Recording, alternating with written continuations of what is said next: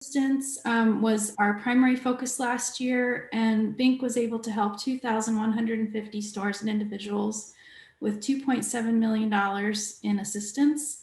Non-COVID emergency financial assistance, though everything was related to COVID last year. We helped 84 individuals in stores with $162,000 in assistance, meaning we distributed $2.9 million in assistance last year, which is an over 1,000% increase in the amount of assistance we distributed in 2019. In addition to COVID disaster assistance, we helped booksellers and comic book retailers put their lives back together after experiencing hurricanes in the Gulf, wildfires in the Pacific Northwest, ice storms in Texas, and tornadoes across the plains. Some trends that we're seeing now, COVID has added another layer to the intricate and hectic lives of booksellers, making relatively simple problems much more complicated and upsetting the balance of household finances. The on-again, off-again nature of layoffs and store closings as stores find their new normal and get back on their feet has affected booksellers, and we're seeing lots of booksellers come to us with emergencies related to that. There are worries over evictions and utility shutoffs as moratoriums are set to expire this year. Our scholarships programs has changed as well. Professional development scholarships were redirected to help regionals with ABA and virtual meetings instead of in-person meetings. Hopefully we'll return to normal soon. Higher education scholarships, one scholarship for a current bookseller who is a non-traditional student. There's a couple of days left for booksellers' dependents to apply for the higher education scholarship, so highly encourage you to take advantage of that.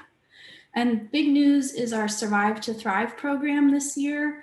There will be between 100 and 200 approximately grants awarded. It's a competitive grant, and the awards may be up to $10,000. So that was announced a week ago, and there'll be more details about applying for that in the next week or so. It is going to be a blind selection process, applications to open pretty soon. You can sign up for our newsletter or go to our website for when those applications open. And then I will leave you with a story that a bookseller wrote. After being in a freak bicycle accident in the fall, I found myself with a huge pile of bills from hospital, pharmacy, x-ray, tech, surgeon, etc. Even after insurance, the amount I owed was unimaginable. Then to top things off, my job laid me off the day after my doctor released me to return to work. And in pandemic times, it took a while to find a temp job just to pay basic bills. I was reminded of BINC and filled out an application. The next day, BINC called to get more info. They were incredibly kind and helpful. The day they emailed to say the grant had been approved will forever be one of the best days of my life. They made the calls to get payments on my behalf, and this has been a real game changer. The amount of stress relieved from this grant is amazing. This bookseller's thanks was sent to BINC, but is directed to all of you who continue to make this your foundation. And then the last thing I wanted to mention is we've updated our inquiry form on our website to now include a referral. So if you know of a bookseller who needs help, you can actually refer them to us, and then we will get in touch, because that is the hardest call to make. Ask for help. And so we're just constantly trying to think of ways to make that easier on everybody. Thanks for your time. Great. Thank you, Kate. All right, let's jump into today's education. I'll quickly mention that directly following this session at 12:30, we have our second education session of the day. Our second session today is how to create language around transition and de-escalation in your bookstore. And that will be led by Jenny Kleins of Seminary Co-op. So at 12 p.m., we're going to have a short break for a half hour, and then we're going to jump into that session. There is a separate link for that education session. It's not the same link as the chat that you are in now. So I will share that link at the end of this session, and it's also available on gliba.org with all of our session links. So that being said, let's jump into today's session, which is free tools and resources for digital marketing. And it is led by Joanna Parzakonis, who is one of the co-owners of BookBug, and this is a bookstore in Kalamazoo, Michigan. Joanna? Thanks so much, Larry. Thanks for being here, everyone. I wanted to remind everyone again, I did see some microphones on, and I know that that can be distracting depending on audio. So please make sure to mute your mic. There will be opportunity to chat, and please place questions into the chat. I will be looking at that as much as possible and having help from others. I'm going to jump into it. We have less than 50 minutes to talk about a lot of free resources. I wanted to also say, yes, we're talking about free resources, and many of these resources are places where you may already have accounts and or have an opportunity to have non-free add-ons. So I want to be cautious in saying that. In some of my own accounts, I have found great value in spending the $2 to $20 usually it is to upgrade the account. So while they are free at the outset, they may come with additional nominal and valuable fees associated to them. So I'm going to go ahead and screen share because I have my actual resources in tabs on my computer, or ideas, right? These are both resources and ideas within those resources. So the first thing I wanted to talk about was an epiphany I had last week. I know many of us think of our emails as overwhelming at times, frequent, and earnest, right? We are sending anywhere probably from 20 to 100 emails every day. I've tried to limit that myself, but there also is great value in having those direct communications with everyone, with vendors, customers, people who are looking for information for you, people who are asking for donations from you. So having your email signature meaningfully pique interest in your offerings, the offerings of your store, is really important. And last week, for the first time, I asked all of our senior staff to make sure that not only their email signature reflects who they are and what they represent, but includes a link that piques interest in books or products or events or something that they are genuinely excited about. So this is the example of, I am screen sharing. Yeah, I just wanted to make sure of what our store manager did with that request. She links to check out my top 10 favorite books, right? For me, I will be linking to something like that, current books, and I'm most looking forward to this upcoming author event. That's an easy and free thing that we can all do. This link here connects to a page that she created on our site that features all of her 10 books that she's chosen. So just an encouragement. And I've also seen many authors and some publishers too place interesting graphics into their signatures. I think graphics are great, and yes, pique interest.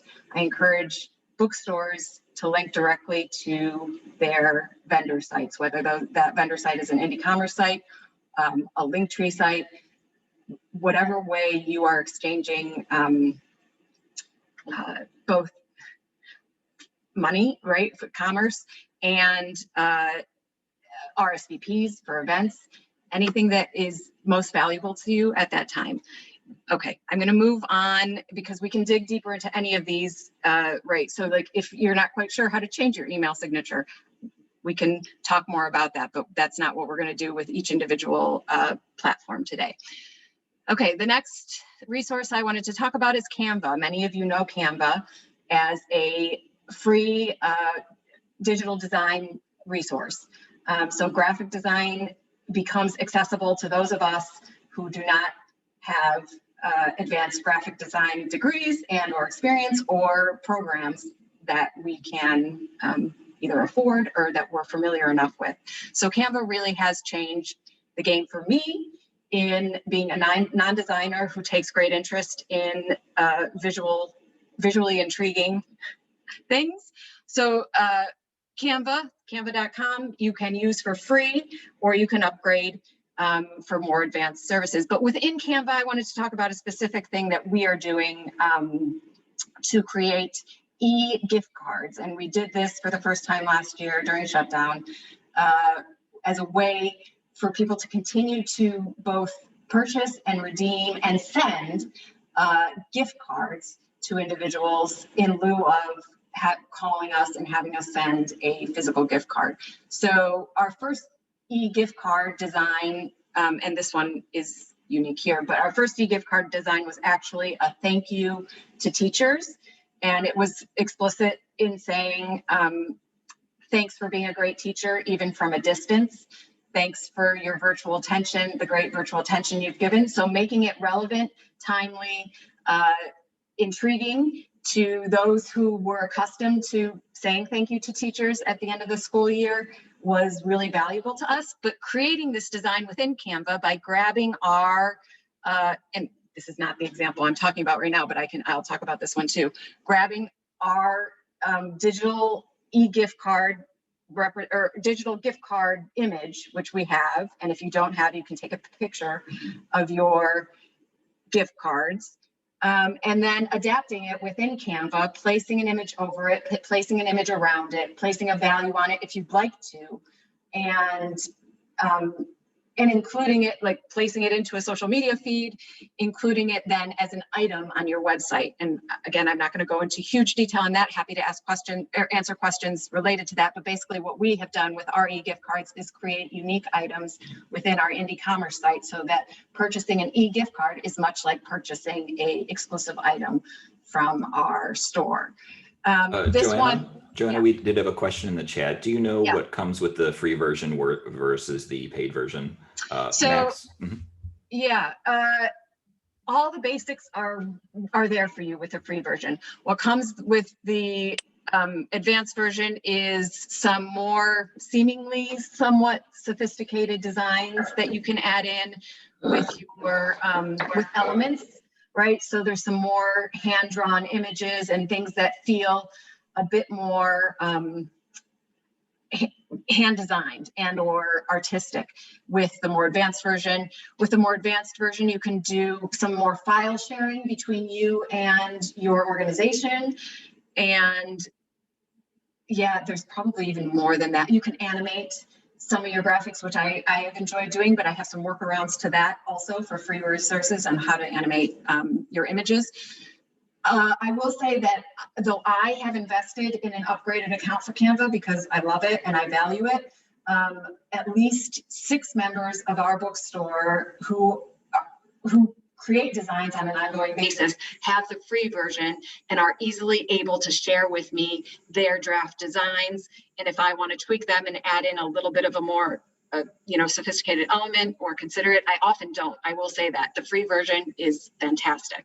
And for basics of designing banners for events, digital banners for your website, if you want to, but e-gift cards was the one that I wanted to focus on today because it really has brought a great just opportunity to our store. We see the volume of e-gift cards well, at one time during last year, far exceeding our actual gift card sales, which we still have on our website, as I'm sure many of you do, for those of you who have commerce websites.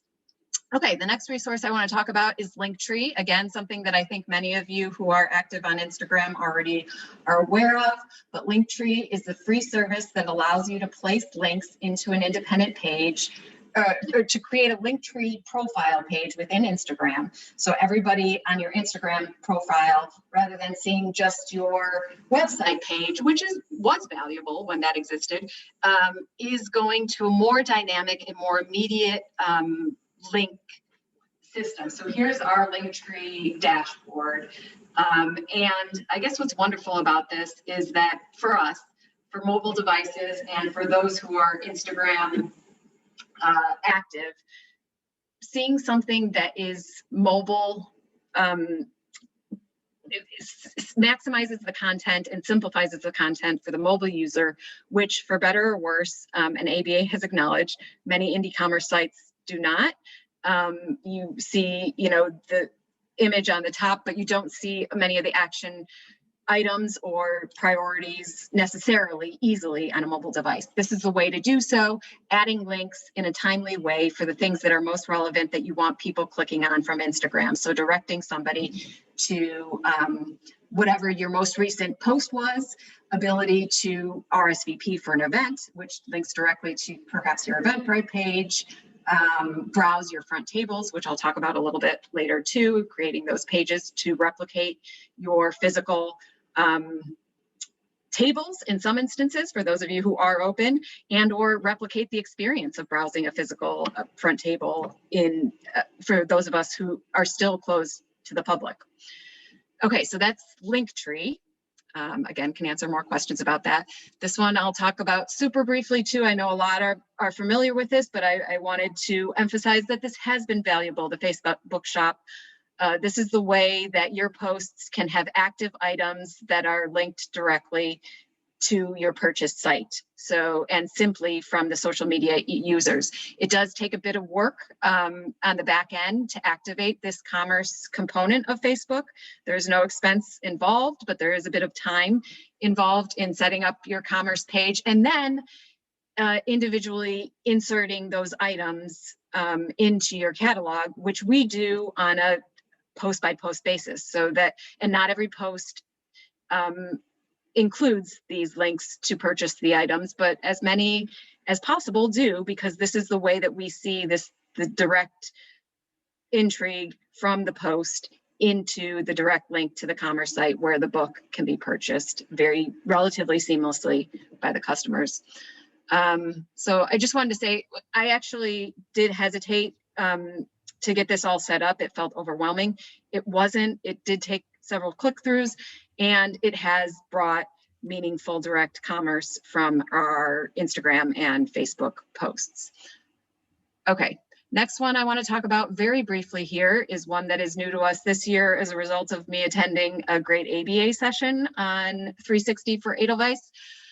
So I'm going to talk about it real briefly, and full disclosure, we have not actively sent campaigns yet, but I'm very excited about the seamlessness between the buyer's experience and the marketing experience. So that when the buyer is committing to a 24 carton case of John Green's signed edition book, this 360, right? And 360 means full circle, right? Like once we are making that choice, we are also making a plan to proactively include that book and all of the easy content from Edelweiss into a campaign that we can create and name to be a certain month, or to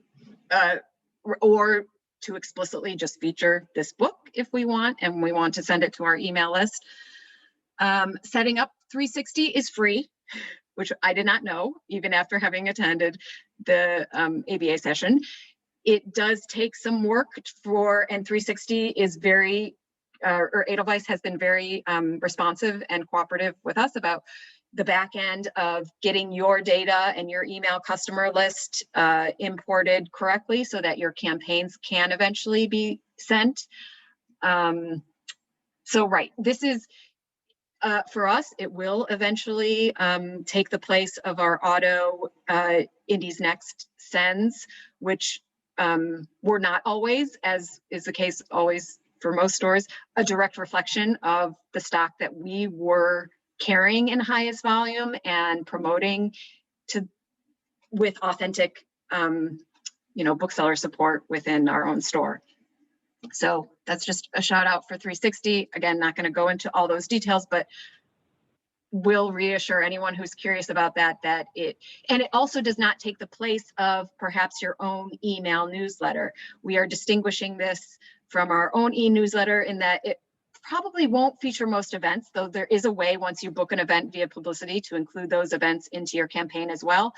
It will not be as much of the voice and the news of our store, which our separate newsletter will continue to be. It will be more an automated, these are our picks for May 2021. And we know these are our picks because we've already invested in them with our buys, 6 months in advance. So everything is a little bit more seamless in this experience. Okay, the next resource I want to talk about is Bookshop. Our Bookshop page, again, this is my championing of Bookshop is, I understand the mixed bag of Bookshop, and I understand how there's reluctance. Certain stores have reluctance to create a bookshop page, because creating a bookshop page may be taking or perceived to be taking away from your indie commerce site or your direct commerce site, where you are fulfilling all those orders and you are profiting to the greatest extent possible from those orders. Your margin is bigger than it would be on Bookshop. The value of Bookshop for me, and the reason why I'm so excited about having a Bookshop page, is I think Bookshop is doing something very important on the national level in changing the conversation and giving the consumer a direct experience from national media outlets to be able to choose and have a very friendly consumer experience to support either in a specific way an independent bookstore or a general way into the pool of indie bookstores. The thing about setting up a Bookshop page for us that became very important to do was to distinguish it up front for our users, to say, this is a page where orders are fulfilled directly from our warehouse. If you prefer to fulfill them via our store, please link to this active link that is our direct indie commerce page. Also, the benefit, obviously, is that these are like DTH orders. They are not, we don't have the burden of fulfilling them. We are saving on time and expense and labor, right? So the lower margin we are making can be justified in that way. The other thing that I love about, well, two other things I love about Bookshop. Building book lists. Again, we do this on our indie commerce site, and those are very valuable, and those direct sales to that site is valuable. But building a book list, and then in a timely, easy way, and generating relatively easily too, without having to use Canva or another outside design source, a really interesting and professional looking graphic based on your book list, which I know and have seen several bookstores posting on their media feeds. So this is the way to auto create an interesting graphic, a dynamic, user-friendly commerce page out of your curated book lists. The second or third, I don't know, thing I want to talk about briefly is, and Sarah High may, right, not like me too much for this, but Bookshop will set up as many affiliate pages for you as wanted. And the idea that we have had to take advantage of that fact is that we are offering, in lieu of book fairs, and even sometimes digital book fairs that we are hosting on our own site, we are offering certain schools who have been longtime customers the opportunity to create and host an affiliate Bookshop page. So certain schools will have enduring bookshops themselves that they will be promoting and sharing. We've suggested that principals include them on their signature lines if they want to, but the idea is that it will be a perpetual book fair for certain elementary schools to have always their own Bookshop page. Those proceeds and the formula for that too is different, but will be shared between us and the school, so that even with the 30% margin, only 30% margin that we're getting on Bookshop, and then we're splitting that 15-15, we see it as a win-win. It's a small profit that's being made by anyone, but it is a perpetual book fair and it's relatively easy. The upfront work it does take to curate, again, those book lists, which we try to do to reflect highest interest titles for each season and highest interest titles for those particular schools. We do have some private schools with very specific priorities who like to have those missions reflected in the book curation that is done in their Bookshop pages. Okay, moving on. That's great, Joanna. There seems to be a lot of interest in that one, particularly. Okay. Just a couple questions really quick. Yeah. Is most of your B2B for Bookshop with schools? Are there other businesses that you've also partnered with? We haven't yet, but there is no limit to that opportunity. I would certainly consider letting a nonprofit organization or another organization. Again, I guess I caution, we're not doing this in huge capacities, and there is a back end sort of accounting required to reconcile these sales and pay out. Though Bookshop does a lot of that also for you. Like, you will be getting your reports on your sales, as those of you with regular bookshops do frequently as well. So, and somebody asked, could you show us an example of an affiliate page? So the only reason I can't is because of the two active schools we have. We also have an agreement that, but message me privately if possible, if you're interested in that. Because they do include it. So the way we design, I can show you this. Let me click back here to our own bookshop page, which I think needs to be reinvestigated. But this banner image is yours to include, and this identity image is yours to include. So what we have done for the schools is this banner image is the banner image of the school itself, often available from their websites. And this image is usually their, sometimes their mascot, sometimes something else. So it is their, it looks very much like their page. We are clear to affiliate it and to let people know this is co-hosted by BookBug and this is a bookstore. And this is our way to offer you a perpetual book fair. But it very much looks and feels to that parent and that student as if it is our school's book fair page, right? So it belongs to our school. So that's where sharing that, we just have certain agreements with the 2 active schools where we will protect their pages. But I'm happy to talk in more detail on an individual level. And Kathy Burnett from Brainlier, she threw her link. She partners with the Indiana State Library Association, and I believe she threw her link into the chat. So it's probably an example of an affiliate page to check out also. Right. Okay. I think moving on, unless there are other immediate questions about that one, and we can dig deeper if we need to, I wanted to talk about Eventbrite. Again, this is a platform that is free to register for and that I know many of you are active on and are creating your events on. The one idea within Eventbrite that we have always wanted to do and have done in much more earnest with virtual events and with the data is to value the data that we are gathering on Eventbrite. So one of the biggest, most recent disappointments in hosting virtual events is the number of RSVPs that we receive on Eventbrite versus the number of attendees who actually come to the event. So to help make us feel better about that fact, we value all of those RSVPs and we make a commitment to message to all of those RSVPs, not only in thanks for having RSVP'd and having an opportunity again to purchase directly a signed copy of the book, but for many of our authors, it's an opportunity to go back and look at our data from the last year or even the last 2 years in some instances and say, which authors have new books and how can we send a message directly to those people who were interested in attending an event that that author has a new book. So this is what we have been doing in the last year, sending, and I'm going to click away from this for a second, but within, so this was Kelly Baptist, who we had an event for last year in August, who had a new book coming out in Manage attendees and Manage attendees. You can click to email attendees and you can create a new email and say and do whatever you want, right, with that email.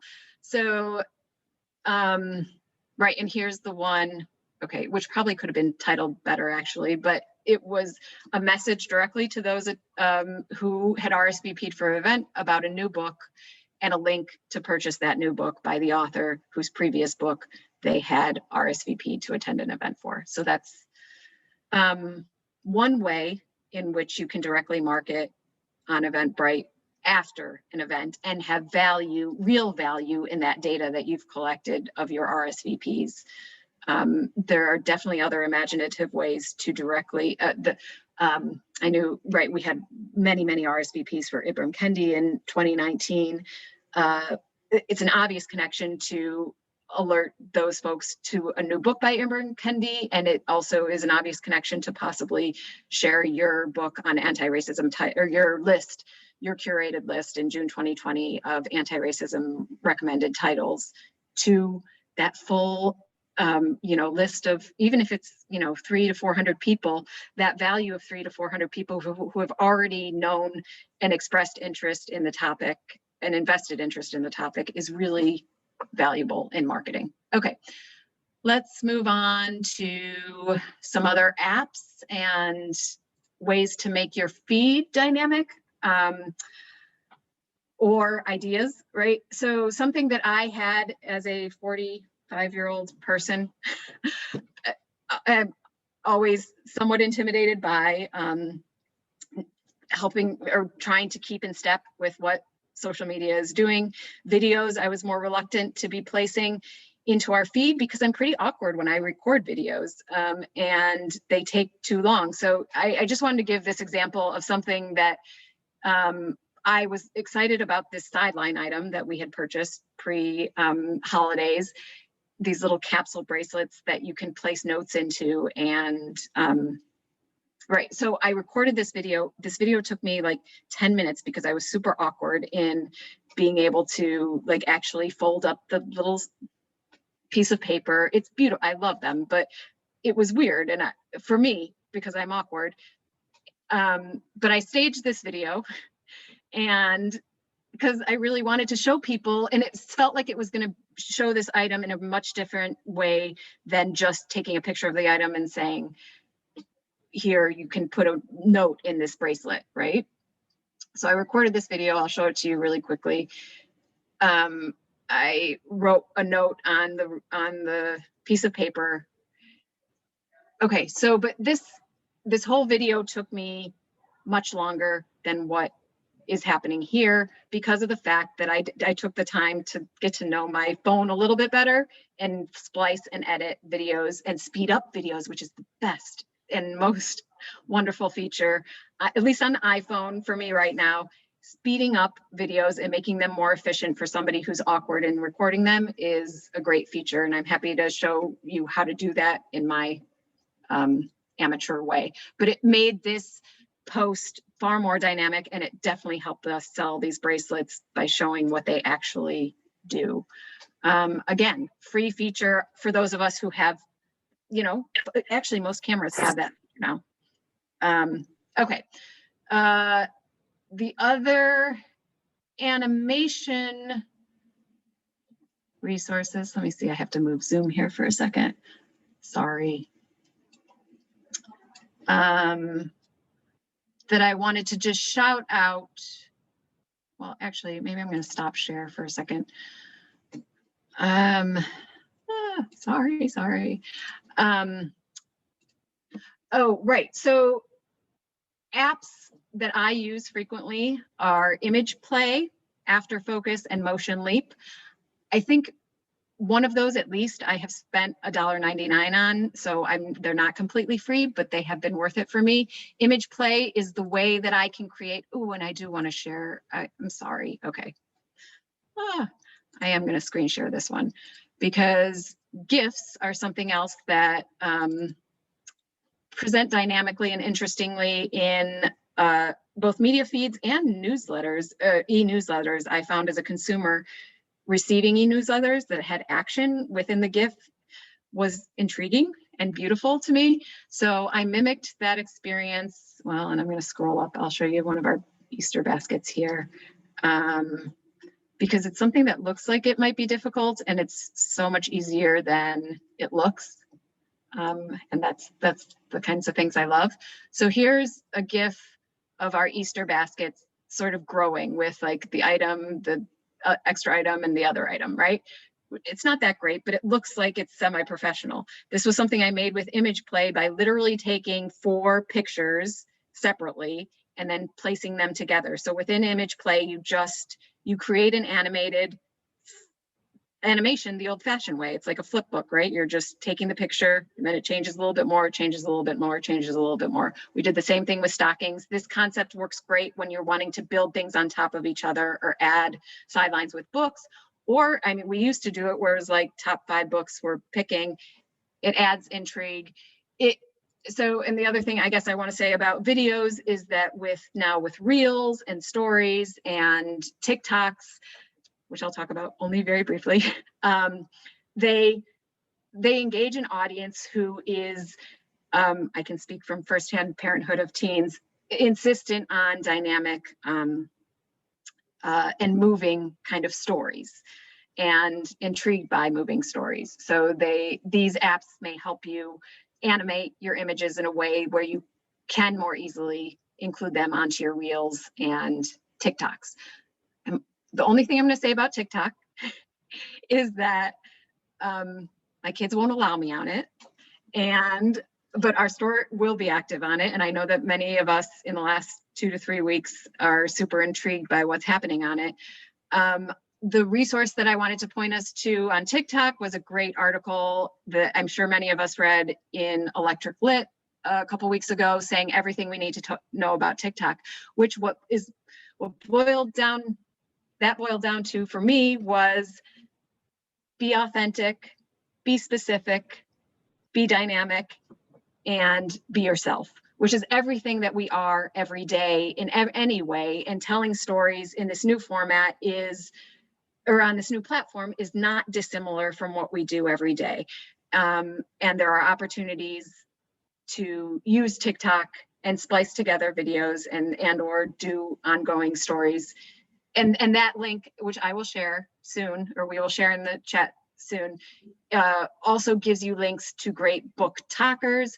The other thing about book talking right now is that, yeah, we're all seeing sales related to these books that teens are crying about on Big Book Talk. Like many other bookstores are featuring those book talks, but we've created a shelf talker with the TikTok logo to intrigue those TikTokers who are viewing them. So that's an idea too. That's not digital, it's physical, but it's bringing the digital into the physical.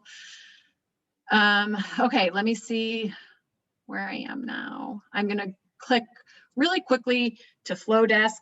I'm somewhat ambivalent. Before you do that one, Joanna, Yeah.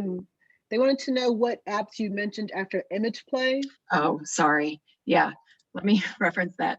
Image Play, After Focus, and Motion Leap are other ones that I definitely recommend. I'm going to give you all this list too. What After Focus does, it's an app that lets you pretend like you're a professional photographer and bring into focus the book or the item that you want to feature, and then throw into relief or intentional blur the background, which just makes it look a little bit more sophisticated. It's cool for action shots too. Again, I can talk in more detail, but it's the way that I cheat, right? I'm not a professional photographer. I edit with After Focus. And then Image Play, what was it? Oh, the Leap is the way that I can add actual little animations. Like, so at one point, and we will continue to have some like custom candles for the bookstore.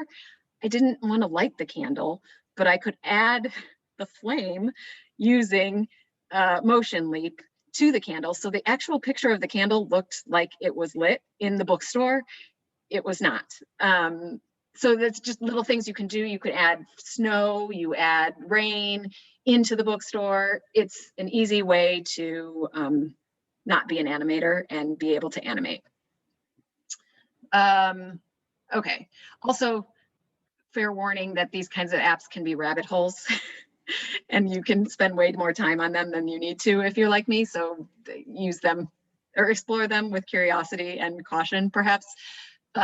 I wanted to speak briefly about Flowdesk because Flowdesk has been somewhat intriguing to me as design, right? Like I do get very excited when I receive an email that is well designed or that is simple, right? And it features something really beautiful and intriguing. So I noticed Flowdesk was a platform that was offering this. Again, somewhat ambivalent. I didn't want to add a whole other email manager, and still I did because I really loved the design platform. I was able to, it's a free platform. You can import, again, your data in the same way you do 360. And you can design using your images, these really professional and clear and intriguing emails without being a designer. Drawback to Flowdesk is that unlike managers like MailChimp and Emma and anything else you may be using, is you're not looking at your data and you're seeing how the customers are interacting with it. It's really the design and the free nature of it that gives you an opportunity to send another kind of email to your customer. So we're featuring events more in this way, authors more in this way, specific book lists we may, but it really is a targeted reason to use a really beautifully designed email. Okay, I think I might stop there. I'm probably, gosh, right, going maybe over time, and I can't see everyone or the chat, but this is, now we want to have the opportunity to say which of these ideas are most intriguing, which do we maybe want to dig a little bit deeper into. And I think David is going to help me throw into a chat many of the links and mentions that were made so that we can let you either like raise your hand. Let me see. No, I'm. Yeah, I have a few questions I've been pulling. Okay. If maybe if you'd like to go through those first, and then we can. Does that work for you, Joanna? Yeah. Yeah. Okay. Yeah. And I just, yeah, sorry, I was still sharing and I was disoriented, but now I can see the chat a lot better too. Okay. That was great. That was a lot of info. That's great. So just a reminder that this is recorded. There was a ton of info there. So you'll have access to the video after today's session. And I will also be saving the chat, which will contain all of the links. So I'm just gonna to start jumping into these questions, if that's all right. To Facebook, back to Facebook, Alana Haley asked, are you seeing good sales and results from your posts? And then I have a follow-up for that same question as well. I don't know that I would call them good. I would call them reliable, right? Like we have a reliable click-through on most of those. We're not selling gobs of any title that we're featuring on those, but selling one is a win, right? That's bringing in, that's helping me compensate for the time it took me to make that post, which I wasn't doing a year ago. I was just sort of trusting, oh, maybe some people will come in, and they will come in, right? We all know they come in after a post if they're intrigued, but it was a way to see directly, oh, we got 3 sales. And all of our customers are much more equipped this year than they were a year and a half ago to assume, right, the commerce experience on our website and be comfortable with that. And then I had a question about that. So knowing that Facebook, and I assume your Instagram account is linked to your Facebook business page, are those the products that you're creating on Facebook, are they automatically showing up in Instagram, or is that a totally separate process for setting up the shopping links? Okay. It's seamless. And probably the Instagram shop is more, but it's, I guess Instagram and Facebook are the same thing, right? Mm-hmm. Ultimately, but yeah, the formatting on Instagram is much more design friendly, and we're probably seeing more click-throughs on Instagram, probably because of the demographic too, than we are on Facebook. But Facebook is where you need to go to create your shop. Right. I'm going to jump in here a little bit. So I love Instagram. I could talk all day on it, and I will not. But a couple things I wanted to mention about Instagram currently, how their algorithm is working. It's rewarding posts and featuring people that are highly interactive. So it's not just about likes, it's about interactions, it's about tagging and commenting and having meaningful interaction. Those posts are being rewarded with more shares. Instagram, I feel, is very, unfortunately, finicky, and they change their algorithm pretty frequently. So to stay on top of exactly what you need to be doing to get your posts seen can be a little troubling, but just know for right now, they're rewarding interactions. They're dumping out a bunch of new features like Reels and Instagram stories that are easy to share and get more people interacting. I think they're trying to tap into the TikTok market with now Reels, which is basically a kind of a lesser version of TikTok. So just keep that in mind. And I also wanted to mention this little hack for Instagram that I have used. Joanna had some great links for free apps that you can use for animations and doing cute, quick things. I'd also like to mention that the Instagram stories feature is good for that as well.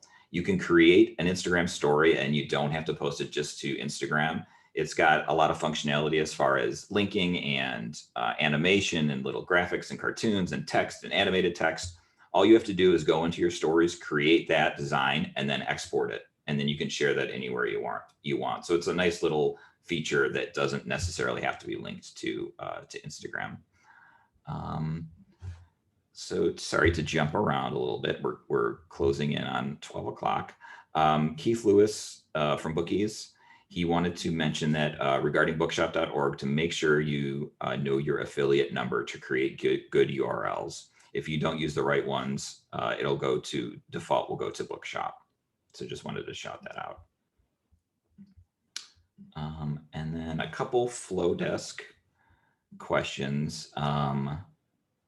So that's one that I was a little unfamiliar with. So with Flowdesk, is it like a platform like MailChimp or Constant Contact? And can you create something in Flowdesk that you then import into a platform you're already using, or is this a totally separate thing, Joanna?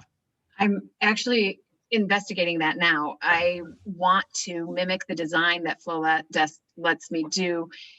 And I have done that by screenshotting in some ways, because ideally what I'd be able to do is get a design like Flowdesk into Emma, which is my longtime, and have the analytics and have everything else I love and need about Emma. So I'm looking into that, and I want to know, yes. And I think yes. So, yeah. I'm just going through chat again. So Alana wrote, ironically, I think this is regards to Instagram, ironically, our video posts never perform as well. Yeah, that's probably the case. And I've been messing with that a lot lately on my personal account with videos.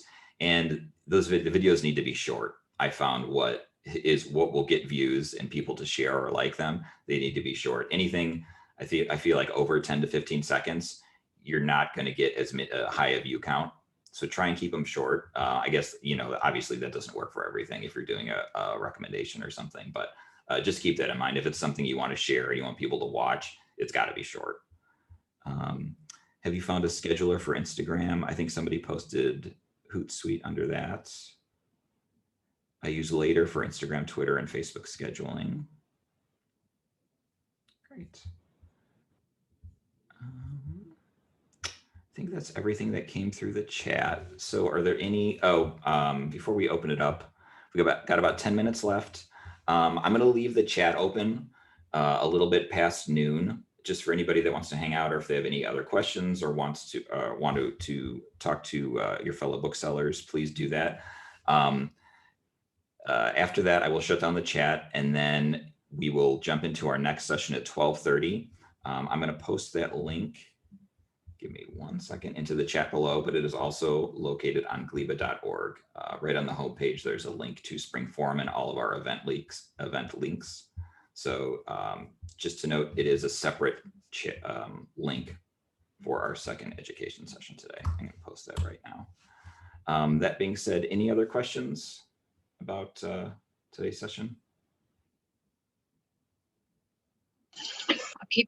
I'm listening for them too. I've noticed a note to myself to let people know. I don't know how many of you have attended any of the Eventbrite free educational sessions. For those of you who are on Eventbrite, our event coordinator has found those very valuable. So, and most of those are recorded. Eventbrite obviously has really invested in how to host great virtual events and how to manage information around great virtual events. The ed session that she attended last week was very valuable. And so if you can go to those, take advantage of them. Yeah, and there seems to be a lot of interest with with what you presented regarding affiliate links and school book fairs, Joanna. So I think maybe we might want to revisit that at some point, or maybe a more specific session just on that, because I think that was some great information. Right.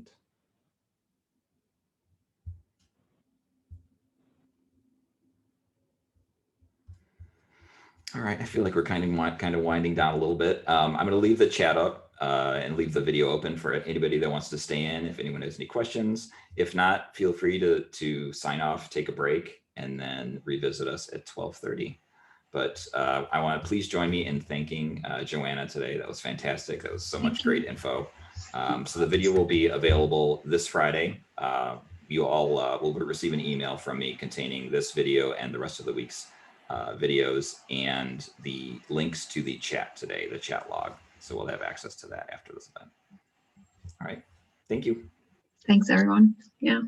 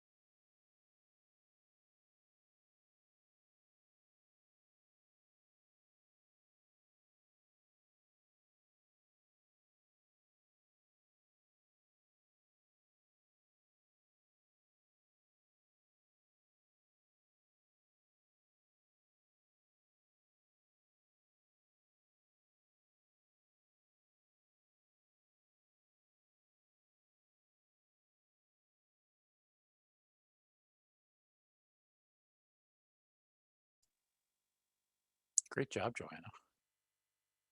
It was really good. Right? Yeah, that's fantastic. So many resources. I had no idea that just, make what you do and the way you connect with your community so much more interesting than, just another generic email newsletter. Wow.